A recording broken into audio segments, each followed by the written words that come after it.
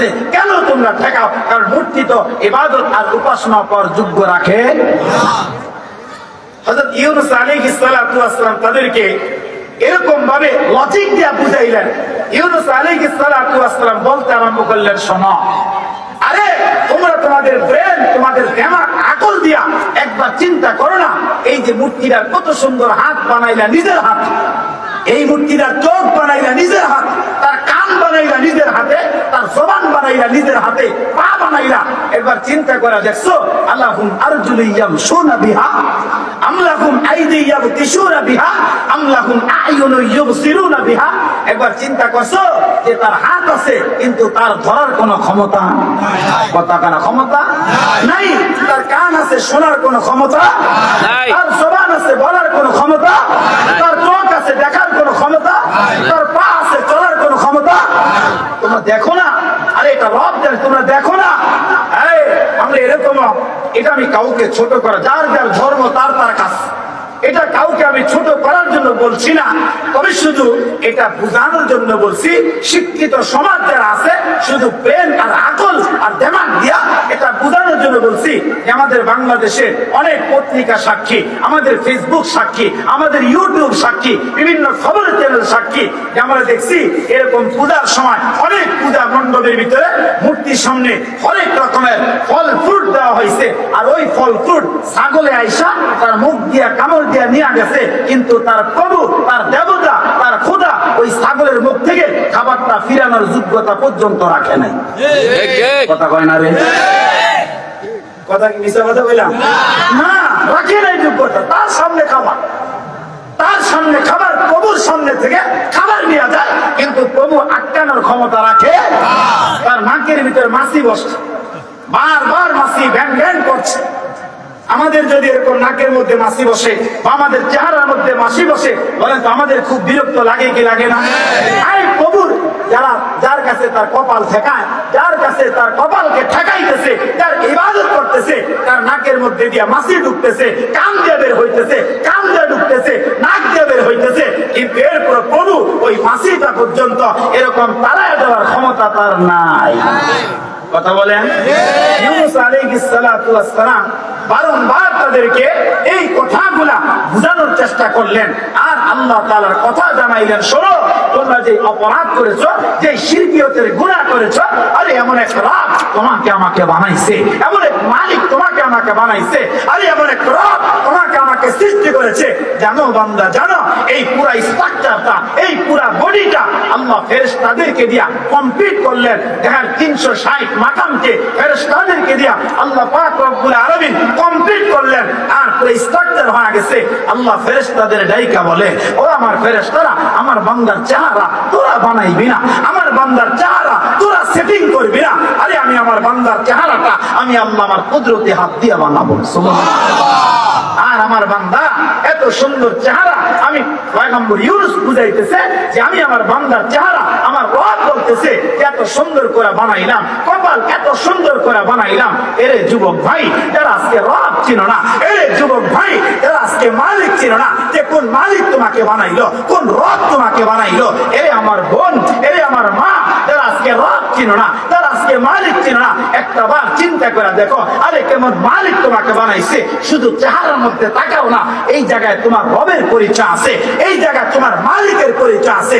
ও বান্দা একবার তাকায় দেখো না, আরে চোখটা যেই জায়গায় সেটিং করা দরকার ওই জায়গায় সেটিং করে দিছে, যেই জায়গায় কান লাগানো দরকার ওই জায়গায় সেটিং করে দিছে, যেই জায়গায় জবান লাগানো দরকার ওই জায়গায় সেটিং করে দিছে, যেই জায়গার ভিতরে এরকম ভাবে নাসিকা ফিট করা দরকার ওই জায়গায় লাগায় দিছে। আরে তুমি রব কিনো না, একবার তাকায় দেখো না, এই চোখটা যদি আমাদের কপালের নিচে, আমাদের নাসিকার সাথে না লাগায় যদি পিঠের মধ্যে লাগাইতো, আওয়াজ করে বলেন তো, দেখতে খুব সুন্দর দেখা যাইতো?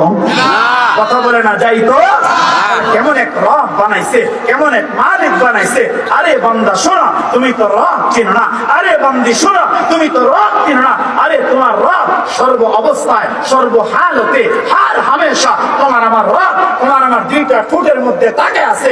এ কামরুজ্জামান গুনাহ করেছো, এরে কামরুজ্জামান গুনাহ করেছো 80 বছর, 70 বছর, 50 বছর। শোনো শোনো, আমি তো মায়া করে বানাইছি।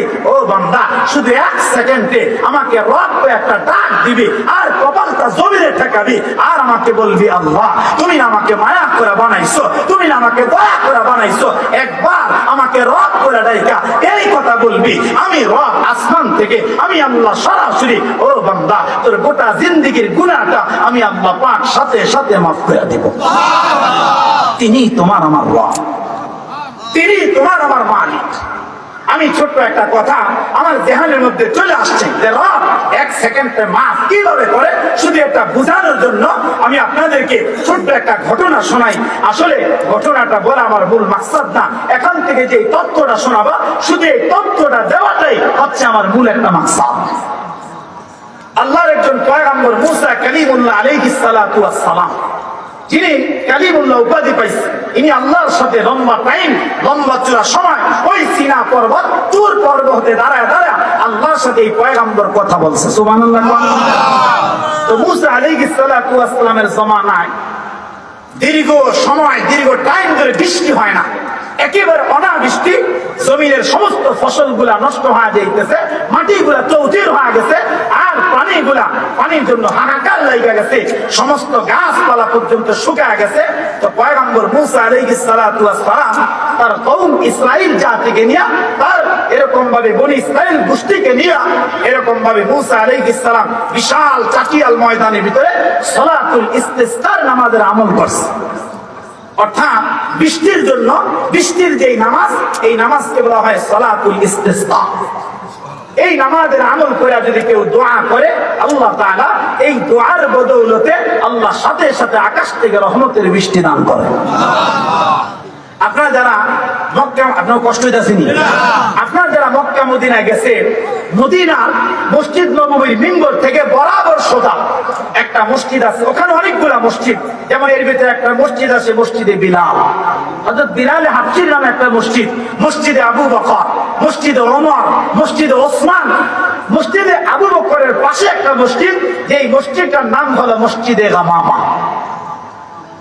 নবী এই মসজিদের অনেক লম্বা চূড়া একটা ইতিহাস আছে। তো নবী আলাইহিস সালাতু ওয়াস সালাম একবার মদিনায় বৃষ্টি হয় না, আল্লাহর পয়গম্বর মসজিদে গামামার সামনে যে মাঠ, এটার মধ্যে সাহাবীদেরকে নিয়ে এই সালাতুল ইস্তিসকার নামাজের আমল করছে। আর হাত তুইরা পয়গম্বর দোয়া করছে, নবী আলাইহিস সালাম হাত নামায়া ঘরে প্রবেশ করতে পারে নাই, মসজিদ গামামায় ঢুকতে পারে নাই, আল্লাহ সাথে সাথে আকাশ থেকে রহমতের বৃষ্টি দান করছে। সুবহানাল্লাহ। তো মুসা আলাইহিস সালাতু ওয়াস সালাম দোয়া করলেন, সালাতুল ইস্তিসকার নামাজ পড়ে তার জাতি তার কওমদেরকে নিয়ে দোয়া করলেন, কিন্তু দোয়া করতে জাতি কিনা, কিন্তু এরপর বৃষ্টি হয় না।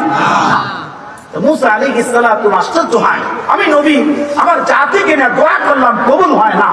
তো মুসা আলাইহিস সালাম আবার দ্বিতীয় দিন ডাকলেন, সমস্ত বনি ইসরাইল জাতিকে তার কওমকে নিয়ে আবার সালাতুল ইস্তিসকার আমল করলেন, আবার হাত তুলে দোয়া করলেন, কিন্তু এরপর দোয়া কবুল হয়, আকাশ থেকে বৃষ্টি আসে।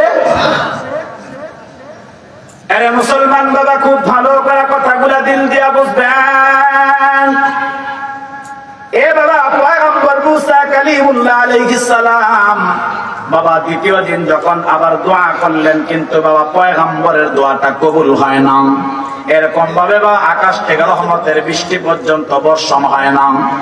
মুসা আলাইহিস সালাতু ওয়াস সালাম তার জাতিকে নিয়ে চলে গেলেন।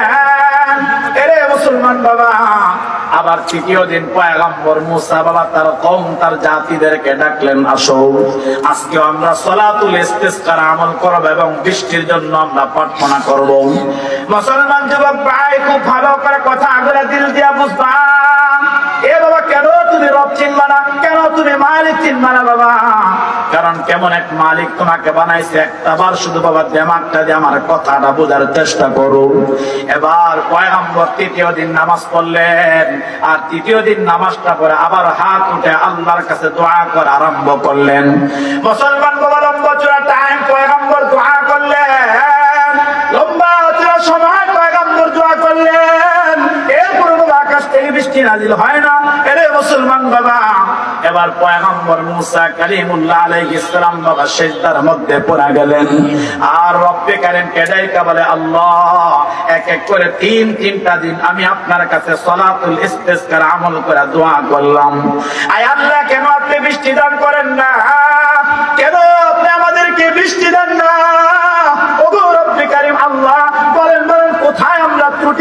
ফলাইলাম? বলেন বলেন, কোথায় আমরা অন্যায় করে ফলাইলাম? এর যুবক ভাই, এই পর্দার আড়ালে আমার মা, আমার বোন, বৃদ্ধ বাবা, খুব ভালো করে কথাটা দিলের কান লাগায়া বুঝবেন। মুসলমান বাবা পয়গম্বর কান্না করতেছে, আর রব্বে কারীম আল্লাহ সাথে সাথে আসমান থেকে আল্লাহ পাক জিবরাইল আমিনকে নাজিল করে দিলেন। সুবহানাল্লাহ, জোরে কোন।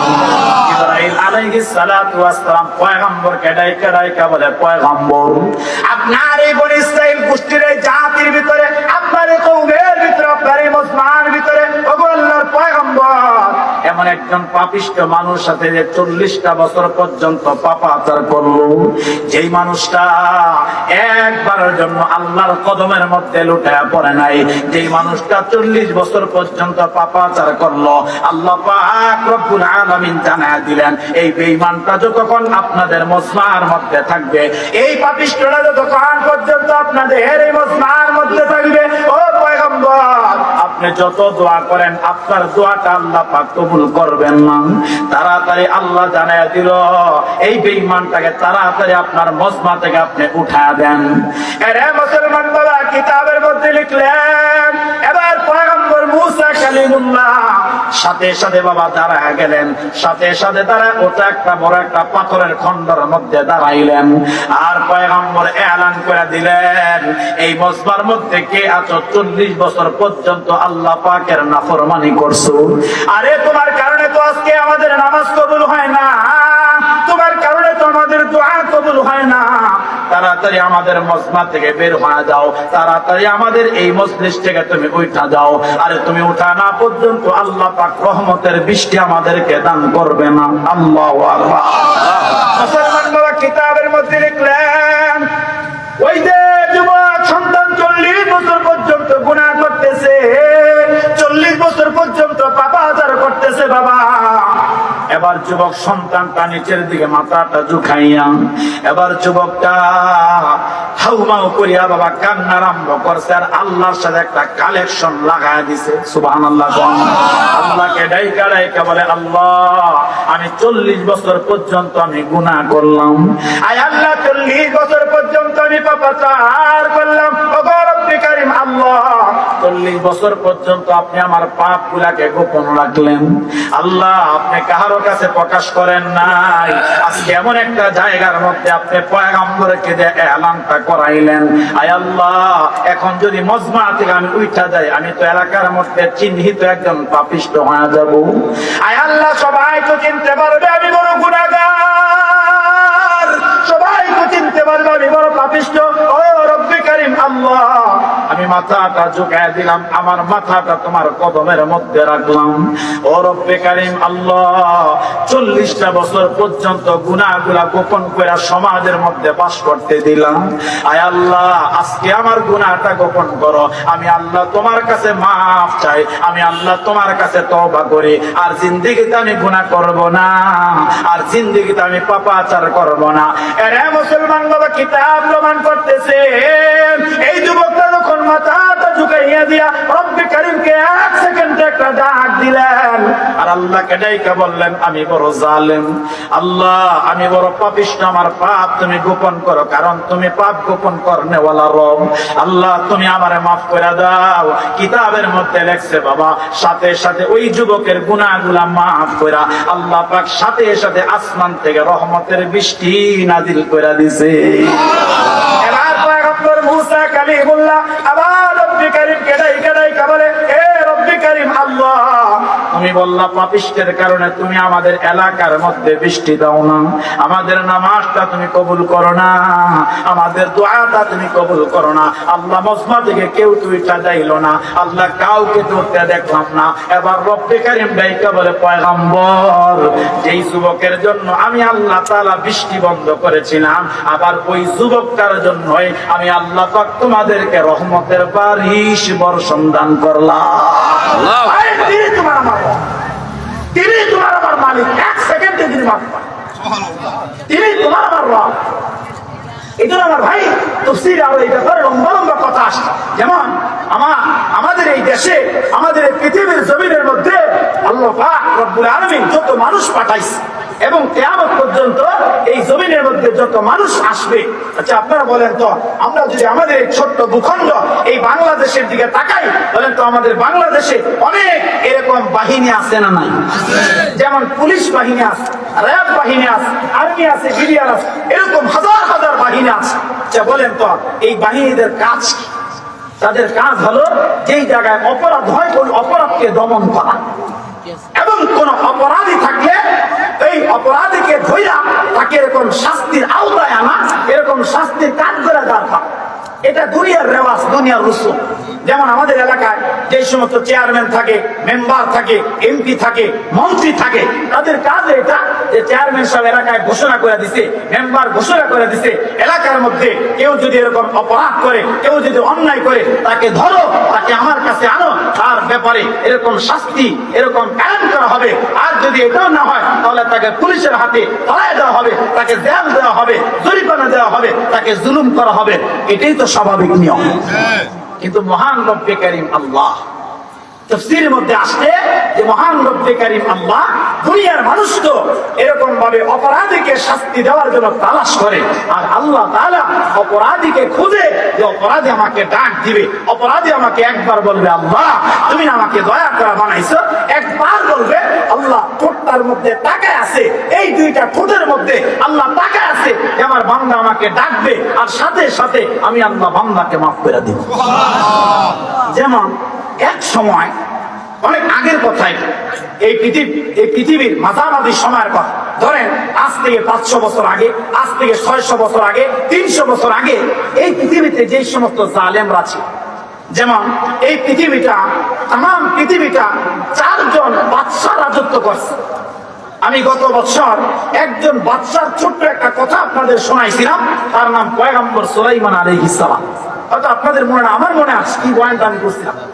তো এই 4 জনের ভিতরে 2 জন মুসলমান আর 2 জন কাফের, 2 জন মুসলমান আর 2 জন কাফের। এই ভিতরে একজন কাফের, তার নাম নমরুদ, আরেকজন তার নাম বুখতে-নসর। এই নমরুদ ইব্রাহিম আলাইহিস সালাতু ওয়াস সালামকে এত পরিমাণে নির্যাতন করছে, এত পরিমাণে কষ্ট করছে, এরপরও এক তাফসীরের মধ্যে আসছে ইব্রাহিম পয়গম্বরের এই লম্বা চূড়া ঘটনা বয়ান করতে গিয়ে তাফসীরকারক লিখছে যে আল্লাহ তাআলা এক সময় এই নমরুদের 2টা ছোট তাকায় ছিল যে নমরুদ একবার আমারে রব কইয়া ডাকে কিনা। নমরুদের এরকম ভাবে ন্যাংরা মশা যখন, ওই অসুস্থ প্রতিবন্ধী মশা যখন তার নাক দিয়ে ঢুইকা মাথায় চলে গেছে, সবাই যখন এই শান্তি পাওয়ার জন্য সোতা দিয়া বাইরে আইছে, ওই অবস্থায় নমরুদ ওরে মা ওরে বাবা করে চিৎকার করছে। আল্লাহ ডাক দিয়া কয় ওই সময় আরশে মুআল্লা থেকে আমি নমরুদের ঠোঁটের মধ্যে তাকায় ছিলাম, আরে দুনিয়ার মা বাপ না দেইকা আমাকে একবার আল্লাহ করে ডাকতো, ওই বেঈমানটারও আমি আল্লাহ মাফ করে আমার জান্নাতের খাতায় তার নাম উঠাইয়া দিতাম। সুবহানাল্লাহ। তিনি রব, তিনি রব। এরকম এই দুনিয়াতে আরো যত জালেম আছে, যেমন আরেকটা জালেমের কথা বলি। আমাদের ব্রাহ্মণবাড়িয়ার বড় হুজুর আল্লামা সিরাজুল ইসলাম রহমতুল্লাহ আলাইহি, উনি ওনার কিতাবের 1 মিনিট এই কথা বলে সামনে আলোচনা যাচ্ছে। উনি লিখছে যে এক সময় আল্লাহ সাদ্দাত নামের একটা বেঈমান ছিল, যে আল্লাহর সাথে পাল্লা দিয়া আল্লাহ জান্নাতে যাবে না বলে কমিটমেন্ট করে দুনিয়ায় 300 বছর খরচ করে হুদ আলাইহিস সালামের জমানায় তিনি একটা জান্নাত বানাইছেন। নাউজুবিল্লাহ বলেন না, জান্নাত বানাইছে, আল্লাহ তা যাবে না। তাহলে এই বেঈমানটা বড় না ছোট? বড়। না জালেম বড় না ছোট? বড়। তো আল্লাহ তাআলা যখন তার ঘোড়ার লাগাম, আজরাইল যখন আইসা তার ঘোড়ার লাগামে ধরছে, আল্লাহ বলছে আজরাইল সাদ্দাত যেন জান্নাতে কোনোভাবে ঢুকতে না পারে, তার একটা কদমে যেন জান্নাতে প্রবেশ না করে, ওই অবস্থার জান কবজ করবি। আরে সাদ্দাত তো আজরাইল চিনে নাই, ফকির বলে তাড়ায়া দিছে, দ্বিতীয়বার তাড়ায়া দিছে। দ্বিতীয়বার আজরাইল যখন তার অবয়বটা ধইরা, তার আকৃতি ধইরা, তার রূপটা ধইরা যখন সাদ্দাতের ঘোড়ার লাগামটা ধরে চোখটা পাকান দিয়া তাকাইছে, সাথে সাথে সাদ্দাতের পায়জামা গরম হয়ে গেছে। ওই সময় সাদ্দাত 3 বার আজরাইলকে বাই করে ডাকছে, বলছে আজরাইল আমি আল্লাহর জান্নাত তো পাবো না, কারণ খাসিরাত দুনিয়া ওয়াল আখিরা। আরে আমার দুনিয়াও শেষ, আমার আখিরাতও শেষ। আজরাইল আমার এতটুকু সময় দাও, একবার জান্নাতে ঢুকবো আর বের হব, এই সময়টা দাও। কিন্তু বলেন তো এই সময়টা তারা দেওয়া হয়েছে না? 3 বার বাই করে ডাকছে। আল্লাহ আজরাইলকে জানাইছে, আজরাইল তোর যদি 3 বার ভাই না কইয়া আমার একবার রব কইয়া ডাক দিত, আমার একবার আল্লাহ কইয়া ডাক দিত, ওই অবস্থায় এই সাজ্জাদ নামের বেঈমানটা গোটা জিন্দেগীর শিরকিয়তের গুনাহ মাফ কইরা এই বেঈমানটারও আমি আল্লাহ আমার রহমতের কোলের মধ্যে উঠে আনতাম। তিনি রব, হ্যাঁ তিনি আমার রব, তিনি আপনার আমার রব। এজন্য যুবক ভাই যারা আছো, হ্যাঁ যুবক যারা আমাকে এত মহাব্বত করে, আমি জানি না যে আপনাদের এই মহাব্বতের ভার আমি কিভাবে এরকম ভাবে মহাব্বতের ভার সইব তা জানি না। তবে যুবক যারা আছো, আমি তোমার ভাই হিসাবে, তোমার বন্ধু হিসাবে, তুমি যদি আজকে বলো যে হে কামরুজ্জামান ভাই, আপনি আমার পায়ে ধরলে আমি কথা মানবো, আপনি আমার পায়ে ধরলে আমি আমার রব চিনবো, আপনি আমার পায়ে ধরলে আমি নামাজ পড়বো, আমি একবার নয় সবাইকে সাক্ষী রেখে বলছি, মাইক দিয়ে বলছি, আমি একবার নয় আমি 1000 বার তোমার পায়ে ধরতে রাজি আছি। এরপরে যুবক তুমি রব চিনতে থাকো, তুমি রব চিনো। কারণ আজকে আমাদের যে পাপাচা, আমাদের যে অন্যায়, আমাদের যে গুনাহ, কিন্তু এরপর কত দয়া, এরপর রবের কত ইহসান, এরপর রবের কত মায়া। আরে দরজা লাগা গুনাহ করে। আমাদের দেশে বলছি যে কথা, মানুষ গুনাহ কিন্তু প্রকাশ্য দিবালোকে করে না, দরজা লাগা লাগা করে, জানালা বন্ধ, দরজা বন্ধ। এরপর আল্লাহ ডাক দিয়া কয়, আয়াতুল কুরসির তাফসীরের মধ্যে আসছে, এরপর আল্লাহ তাআলা কেমন রহম তোমাকে আমাকে করে, বান্দা সব বন্ধ, এরপর তোমার আমার রব ওই যে দরজার নিচের ফাঁকাটা দিয়া আল্লাহ পাক অক্সিজেন পাঠায় পাঠায় ওই জায়গাটা তোমাকে আল্লাহ পাক আমাকে বাঁচায় রাখছে। দরজার নিচে দিয়ে অক্সিজেন পাঠায় আল্লাহ তোমাকে আমাকে বাঁচায় রাখছে। তাহলে আমার ভাই বলেন তো, রব কিনা দরকার আছে না নাই? আরো দরকার আছে না নাই? আরে মুসলমান বাবা, খুব ভালো করে কথাগুলা দিল দিয়া বুঝবেন। এ বাবা, পয়গম্বর ইউনূস আলাইহিস সালাতু ওয়াস সালামের কথা বলতেছিলাম। মুসলমান বাবা তাফসীরের কিতাবের মধ্যে বড় চমৎকার করে বললেন, বাবা তখন যখন তার জাতি যখন বাবা তার জাতি তার কথাগুলাকে মানলো না, এক আল্লাহকে যখন রব বলে তার স্বীকার করলো না, এরে মুসলমান বাবা, আল্লাহ পাক তখন তাদের ব্যাপারে পয়গম্বরকে জানায়া দিলেন, আপনার জাতি আপনার কওম যদি সীমা লঙ্ঘন করে আমি আল্লাহ কিন্তু তাদের উপরে কিন্তু আযাব নাজিল করব। এরে মুসলমান বাবা, পয়গম্বর জানায়া দিলেন, শোনো, তোমরা যদি রবকে রব বলে না মানো, তোমরা যদি আল্লাহকে আল্লাহ বলে না মানো, শোনো শোনো শোনো, আল্লাহ পাক কিন্তু তোমাদের উপরে কিন্তু বাবা আযাব দান করবে, আল্লাহ কিন্তু তোমাদের উপরে কিন্তু গজব নাজিল করবে। এর মুসলমান এবার তার জাতি এই কথাটা শোনার পরে পয়গম্বরের সাথে বাবা উপহাস আরম্ভ করলো। ডাইকা ডাইকা বলে, পয়গম্বর তোমার রব কি গজব আমাদেরকে দান করবেন? তোমার রব কি এরকম ভাবে আযাব আমাদেরকে দিবেন? এ পয়গম্বর জানাও। এবার পয়গম্বর জানায় যে আযাবটা বাতাসের হতে পারে, এরকম আযাবটা পানির প্লাবন দিয়ে হতে পারে, এরকম আযাবটা আকাশ থেকে শিলা বৃষ্টির মাধ্যমে হতে পারে, এরকম ভাবে গরম বাতাসের মাধ্যমে হতে পারে। যখন পয়গম্বরকে তারা দেখে এবং তারা পয়গম্বরকে দেখা বাবা আযাবের জন্য তারা উপহাস করতে আরম্ভ করে। এইভাবে উপহাস করা আরম্ভ করলো। এক পর্যায়ে পয়গম্বর ইউনূস নবীকে তারা পাগল গালি দিল। যে গালির কথা আগে বলছি, কষ্ট নবীদের, যে গালি শুনলে কষ্ট। আমার ভাই যখন জাতি বুঝলো না, জাতি মানলো না, আর যখন পয়গম্বর করে এরকম অত্যাচার বাড়তি ছিল, ওই অবস্থায় ইউনূস আলাইহিস সালাতু ওয়াস সালাম অপারগ হয়া তিনি ওই মুসের শহরের নিনুয়া প্রদেশ ত্যাগ করে তিনি অন্য শহরে যাওয়ার মনস্তাব করলেন। তিনি যে এই জাতিকে ছাইরা অন্য রাষ্ট্রে যাবে, অন্য এলাকায় যাবে, এই যাওয়ার মধ্যে আল্লাহ পাক রব্বুল আলামিনের পারমিশন ছিল না। আল্লাহর পারমিশন ছাড়া পয়গম্বর নিনুয়া ছাইরা ওনার জাতি ছেড়ে চলে যায়। এবার লম্বা কথা, শুধু আমি আর লম্বা টাইম নিচ্ছি না, আমি এই কসমটা শেষ করি, এরপরে কয়েকটা সবকের কথা বলে আমরা ইনশাআল্লাহ আলোচনা শেষ করবো ইনশাআল্লাহ। হযরত ইউনূস আলাইহিস সালাতু ওয়াস সালাম এই নিনুয়া থেকে যখন পলায়ন করে অন্য শহরে চলে যাবে, এরকম মাঝে বিশাল বড় একটা সমুদ্র, এবার তিনি পলায়ন করে ওই সমুদ্রে একটা জাহাজের মধ্যে উঠছে। এবার জাহাজের মধ্যে যখন উঠছে, ওই জাহাজ চলতে আরম্ভ করলেন, আর যাইতে যাইতে যখন নদীর মাঝামাঝি জায়গায় গেলেন, এমন অবস্থায় ওই জাহাজ এরকম সমুদ্রের ভিতরে উত্তাল তরঙ্গ তুফানের কবলে সমুদ্রের ভিতরে জাহাজ পড়ে গেছে। এবার জাহাজটা এদিক সেদিক হেলতে দুলতে আরম্ভ করছে। বিশাল পানির স্রোত, পানির বাতাস, পানির এরকম বাড়ি যখন জাহাজের মধ্যে লাগতেছে, সমস্ত জাতিদের মধ্যে, জাহাজের প্যাসেঞ্জারের মধ্যে এরকম একটা কান্না ভুল করে গেছে, এই বুঝি মরে গেলাম, এই তো আমাদের জীবনের শেষ। বলেন আমরা যখন, আপনারা তো মতলবের মানুষ, আমিও মতলবের মানুষ, চাঁদপুর যারা আছে আমরা এক সময় কিন্তু এরকম ভাবে এই মতলব থেকে এরকম বিভিন্ন যে ঘাটগুলো আছে এই দিক থেকে লঞ্চে করে বলেন তো আমরা ঢাকা এবং নারায়ণগঞ্জ যাইতাম কি যাইতাম না? এখন না আমাদের যাতায়াত ব্যবস্থা একটু ভালো হয়েছে যে এখন বাসে চলে যাওয়া যায়, বিভিন্ন গাড়ির মাধ্যমে যাওয়া যায়, কিন্তু ওই সময় এরকম লঞ্চে যাতায়াতরা আমাদের মতলবের মানুষের সবচাইতে বেশি ছিল। আমি 2007 আমার মনে আছে, ছাত্র জমানায় তখন পড়াশোনা করি, 2007-এ এই মতলব নারায়ণগঞ্জ থেকে এরকম চাঁদপুর লাইনে একটা লঞ্চ ছিল যার নাম ছিল আসসালা। এই লঞ্চে একবার আমি উঠলাম, সম্ভবত ওই বারটা ছিল গালেমান, ওই বারটা ছিল জুমাবার, বিকাল বেলা লঞ্চ উঠলাম। এবার উঠার পর আমার এটা এখনো ইয়াদ আছে যে উঠার পরে এরকম সাইরা যখন এই কি বলে এই গজারিয়া আর ওই পাশের যেই জায়গা, এই বিলটা পার হতে কিন্তু খুব রিস্কের একটা জায়গা ছিল।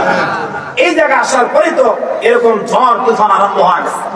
আর দেখবেন যে এটা বোঝানোর জন্য বলছি, আল্লাহু আকবার, হাসির জন্য না, বোঝানোর জন্য বলছি যে মানুষ যারা জীবনে নামাজ পড়ে না, যারা জীবনে আল্লাহকে ডাকে না, এরকম যদি ঝড় তুফানের কবলে কখনো নদীতে পড়ছে, অনেক হিন্দু পর্যন্ত কালিমা করে বলাইছে, কথা কয় না, আল্লাহরে ডাকছে, আল্লাহ বাঁচাও বাঁচাও, আর তোমার হুকুম অমান্য করবো।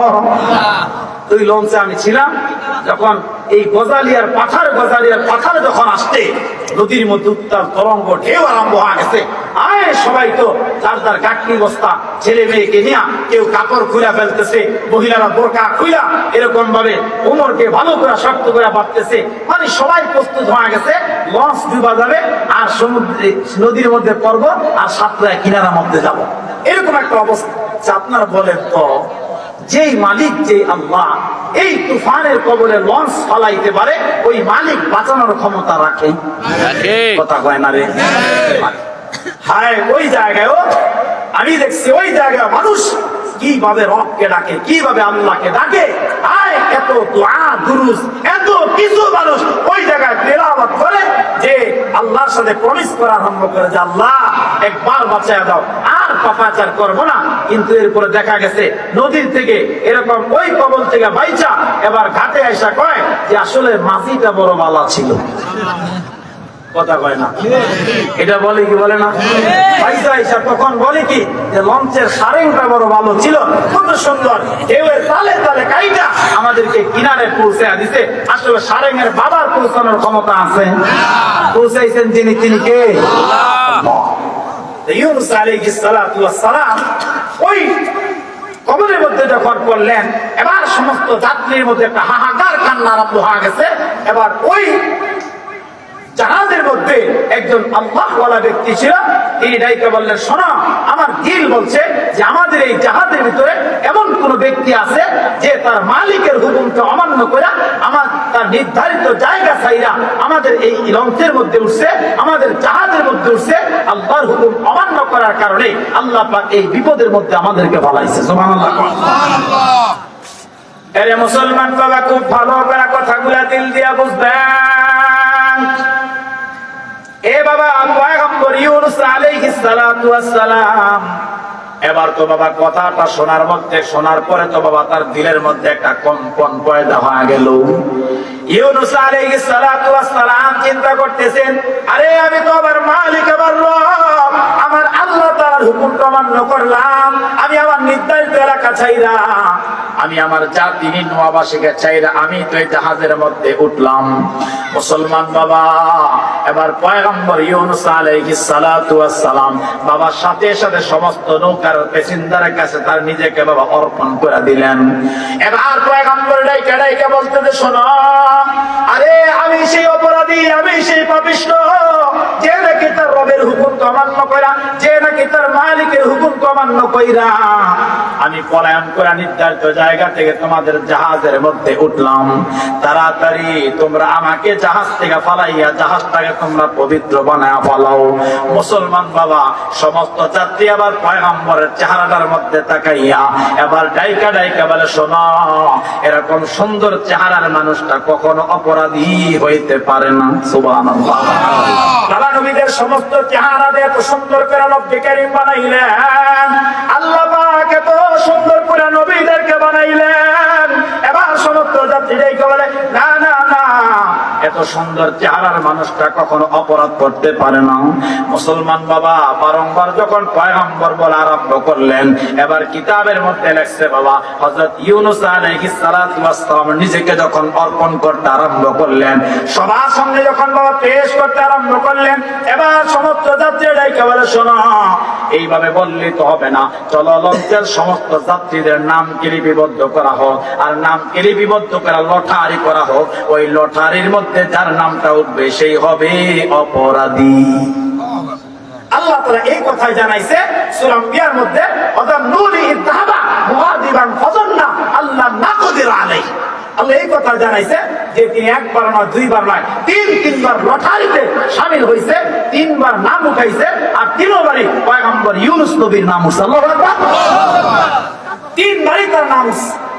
এবার তিনবার নাম উঠার পরে যখন এরকম তাকে ভালাই না, কারণ একটা কথা এখান থেকে বোঝেন, যেমন আমাদের নবী এরকম অনেক বেঈমান আছে যে আমাদের নবীর চেহারার দিকে তাকায়া বেঈমান এই কথা বলছে, কাফের এই কথা বলছে, মুহাম্মদ তোমার নবুয়তি প্রমাণ করার জন্য কোনো দলিল দরকার নাই।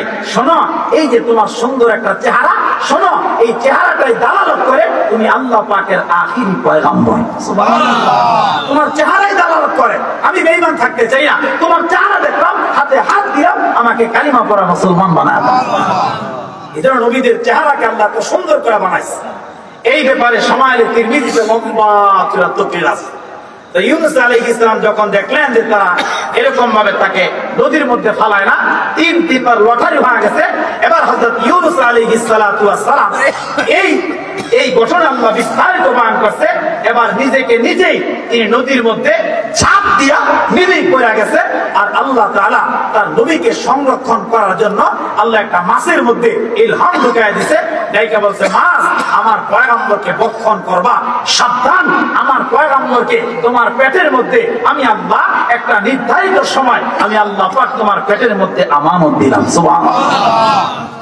এখান থেকে একটা কথা বুঝাই, হযরত ইউনূস আলাইহিস সালাতু ওয়াস সালাম যখন ঝাঁপ দিয়া পড়ছে, একটা মাছ ওনাকে গিলা ফেলছে, মানে খায়া ফেলছে। আবার এই মাছটাকে সমুদ্রের আরো বড় একটা মাছ ভক্ষণ করছে। সুবহানাল্লাহ। আল্লাহ তাআলা এই চারটা অন্ধকারের মধ্যে ইউনূস আলাইহিস সালাতু ওয়াস সালামকে রাখলেন।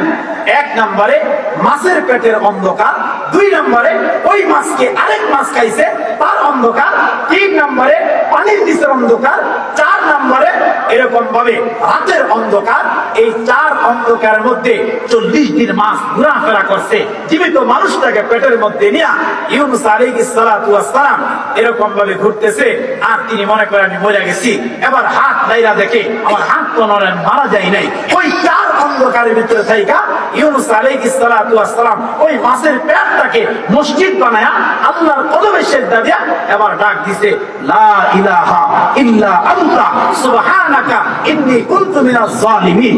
ওই মাছের পেটে থাইকা এই দোয়াটা পয়গম্বর ইউনূস নবী 1,40,000 বার পড়ছে। সুবহানাল্লাহ। কয়বার? 1,40,000 বার। এই জন্য এই দোয়াটাকে বড় দোয়া বলা হয়, অথবা দোয়া ইউনূস বলি আমরা।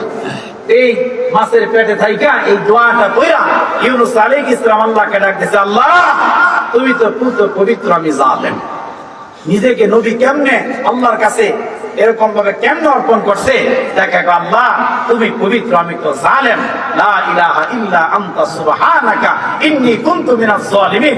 আল্লাহ তুমি আমার মাফ করো না, আল্লাহ তুমি আমাকে মাফ করে দাও, তুমি আমাকে ক্ষমা করে দাও। আল্লাহ তাআলা ওই জায়গায় ওই মাছের পেটের মসজিদের ভিতরে আল্লাহ সাথে সাথে ইউনূস আলাইহিস সালামের দোয়াটা আল্লাহ কবুল করে নিয়েছে। সুবহানাল্লাহ। এবার কবুল কইরা ইউনুস নবীকে এই মাছের পেট থেকে আল্লাহ পাক মুক্তি দান করবে। কিভাবে দিবে? এবার ওই মাছের পেটের মধ্যে আল্লাহ তাআলা একটা বেদনা সৃষ্টি করে দিছে, একটা ব্যথা তৈরি করে দিছে, একটা পেন তৈরি করে দিছে।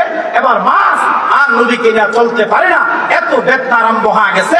এবার মাছ সমুদ্রের কিনারায় গিয়ে বিশাল এক চাকিয়াল ময়দানে হযরত ইউনুস আলাইহিস সালামকে নিজের পেট থেকে উগলায়া এবার মাছ ওই জমিনের মধ্যে ছাইরা দিলেন।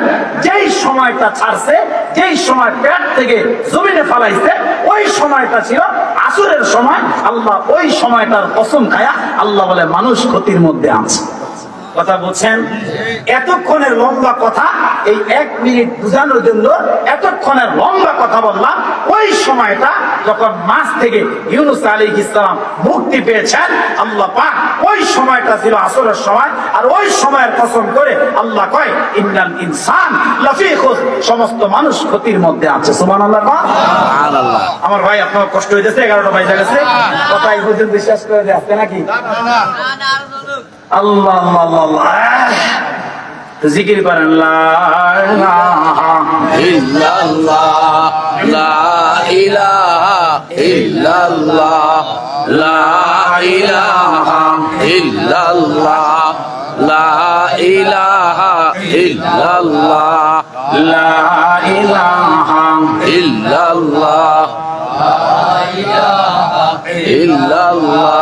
গাড়ি চলে না ড্রাইভার সারা, বিমান চলে না পাইলট সারা, মানুষ বাঁচে না রুহু সারা, পৃথিবী চলবে না আল্লাহ সারা।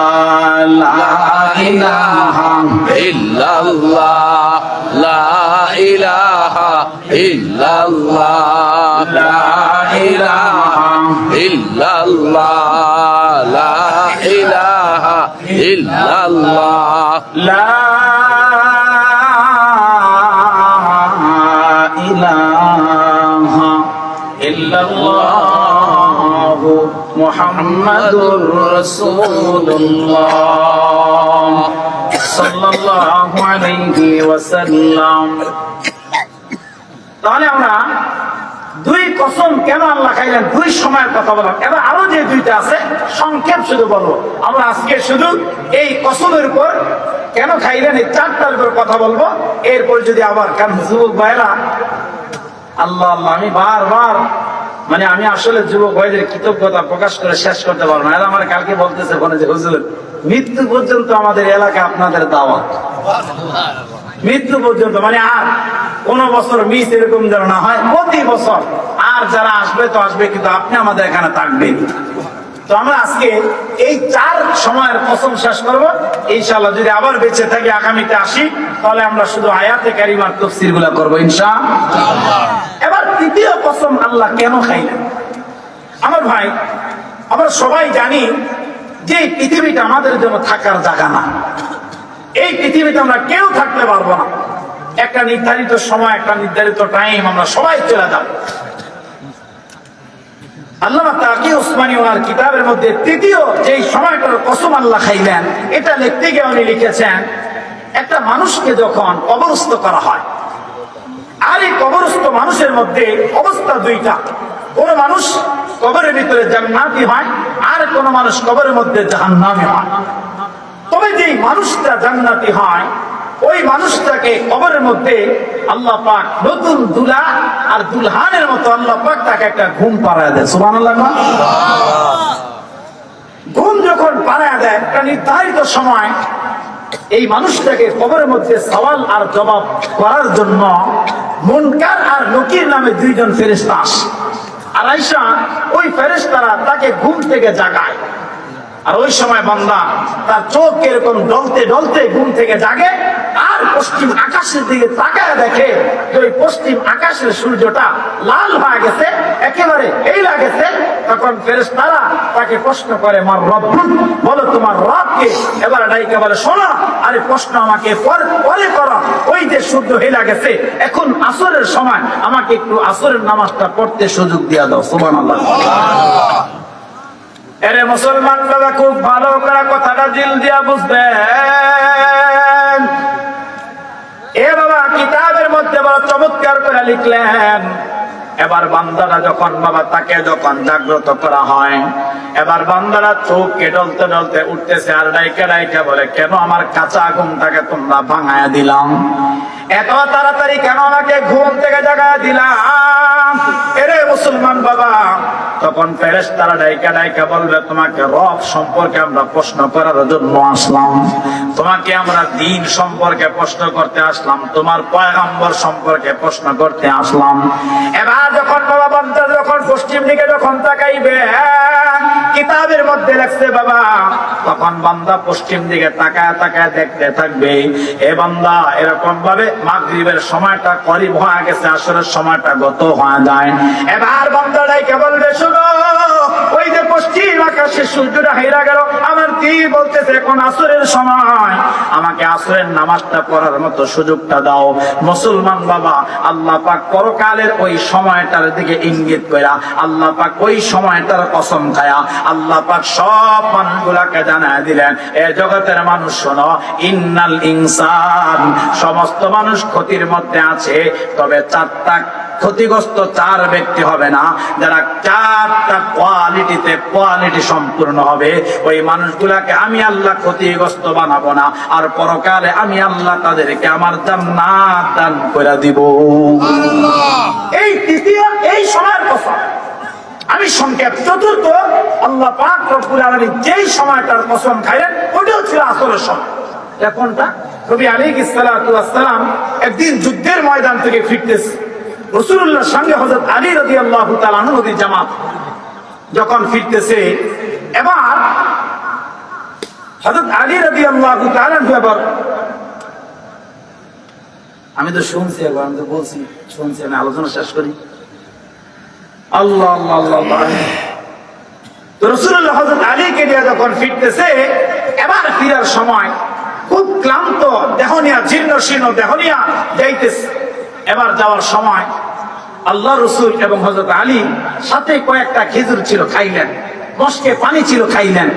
এবার নবী আলাইহিস সালাম বলে, আলী, একটু একটা গাছ দেখা যায়, চলো ওই গাছের নিচে বসি, আর আমি তোমার পুরোটাকে বালিশ বানা একটু এখানে আরাম করি। আলী, একটু যদি আরামটা করার পরে ঘুমটা ভাঙে, এরপর আমরা আবার মদিনার দিকে সফর আরম্ভ করবো। সুবহানাল্লাহ। কিতাবের মধ্যে লেখছে, রাসূলুল্লাহ খেজুর এবং পানি খেয়ে ঘুম দিলেন, আর ঘুমটা এত লম্বা টাইম হয়ে গেছে, আর নবী এত বিভোর ছিলেন ঘুমে, যে ওই দিক দিয়ে আসরের নামাজের আযান হয়ে গেছে এবং আসরের সময় চলে মাগরিব করিব হয়ে গেছে। হযরত আলী নবীজির সাহাবী নামাজ পড়তে পারে নাই, এই জন্য ওনার দিলের মধ্যে একটা ব্যথা, একটা কষ্ট, নামাজ পড়তে পারে নাই। এই কষ্ট নিয়ে হযরত আলী এদিক দিয়ে রাসূলকে জাগাইতে পারে না, নবী আলাইহিস সালাম ঘুমায় জাগাইলে কষ্ট ভাবে জাগাইতে পারে না। হযরত আলী রাসূলুল্লাহকে কোলের মধ্যে রাখা এবার চোখের পানি ছাড়াতে না তিনি কান্না করতেছে। হঠাৎ করে এক ফোঁটা পানি আল্লাহর পয়গম্বরের চেহারার মধ্যে পড়ছে। সুবহানাল্লাহ। রাসূলুল্লাহ ঘুম ভাঙা হযরত আলীকে ডাইকে বলে, আলী, আমি রাসূল তোমার উরুর মধ্যে ঘুমাইতেছি আর তুমি কাঁদতেছো, আমার ঘুম তোমাকে এত ডিস্টার্ব করলো?